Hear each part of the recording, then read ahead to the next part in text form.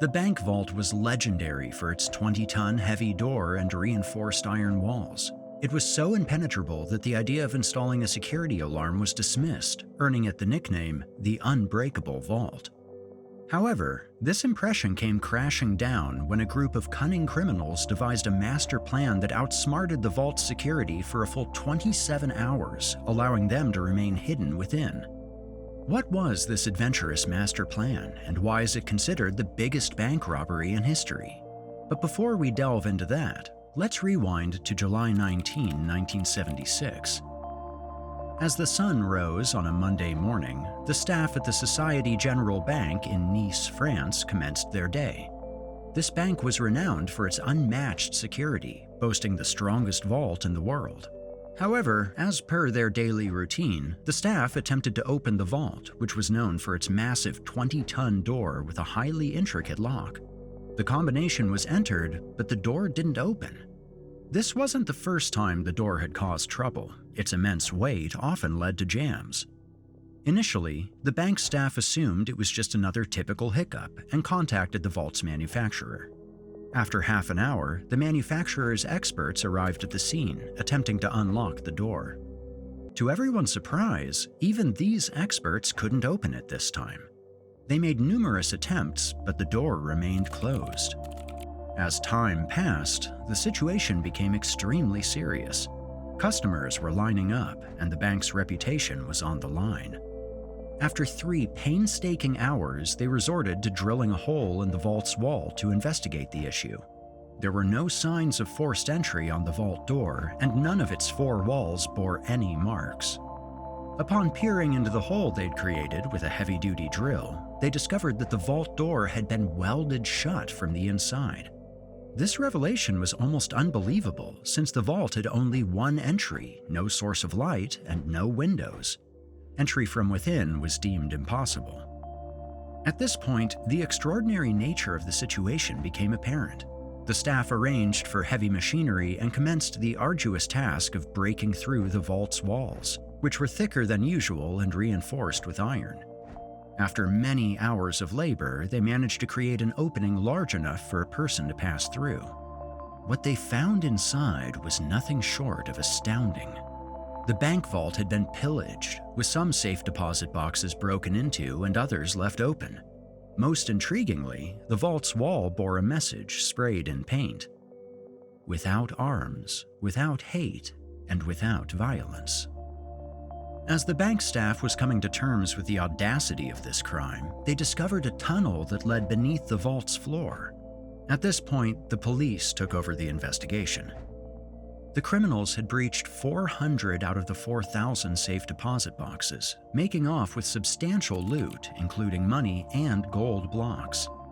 The tunnel they dug led to the city's largest underground sewerage line, where the police uncovered a treasure trove of evidence, including tools, 27 gas cylinders used for welding, ventilation equipment for the sewerage line, and a nearly 1-kilometer-long electrical cable.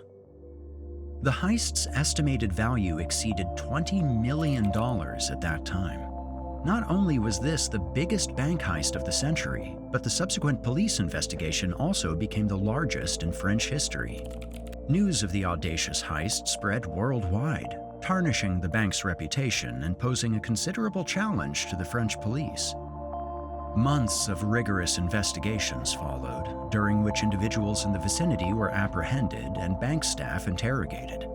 Despite their efforts, no trace of the robbers could be found.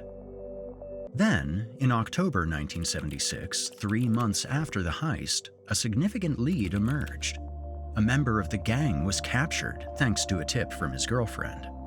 Initially denying any involvement, he eventually broke down and revealed the entire gang's name. What astonished the police was that this gang was known for small-scale thefts and burglaries. The mastermind, it turned out, was someone else entirely. During questioning, gang members provided the police with the name of the mastermind, a man named Albert Spaggiari. Astonishingly, he was an unassuming photographer. When arrested, Albert didn't fit the typical profile of a criminal. He dressed modestly, lived a simple life in an ordinary house on the outskirts of the city, and his neighbors described him as a quiet and unassuming photographer. However, his confession revealed a different story.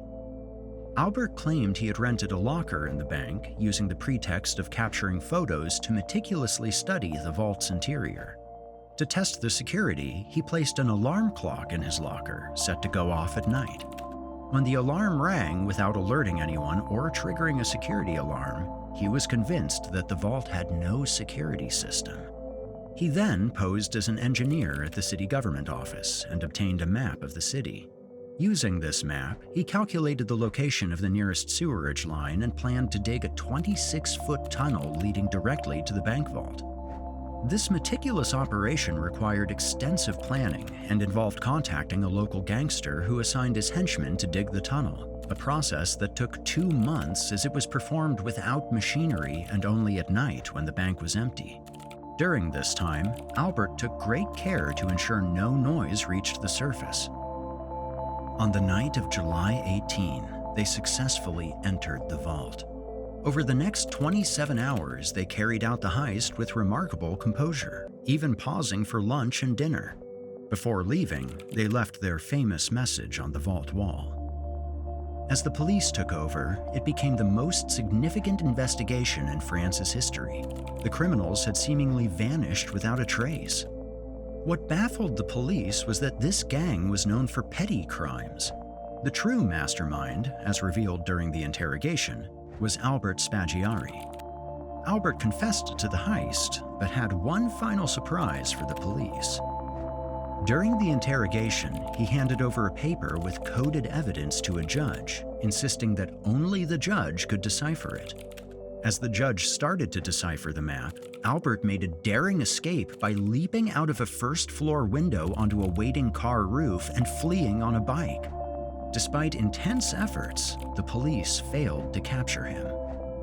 Years later, in 1989, Albert Spaggiari passed away, and the mystery of his whereabouts after the escape remains unsolved. In the coming weeks, we'll come up with more stories of what, why, how topics. If you enjoyed this story and want to see more like it, consider subscribing to our channel and hit that notification bell to stay up to date.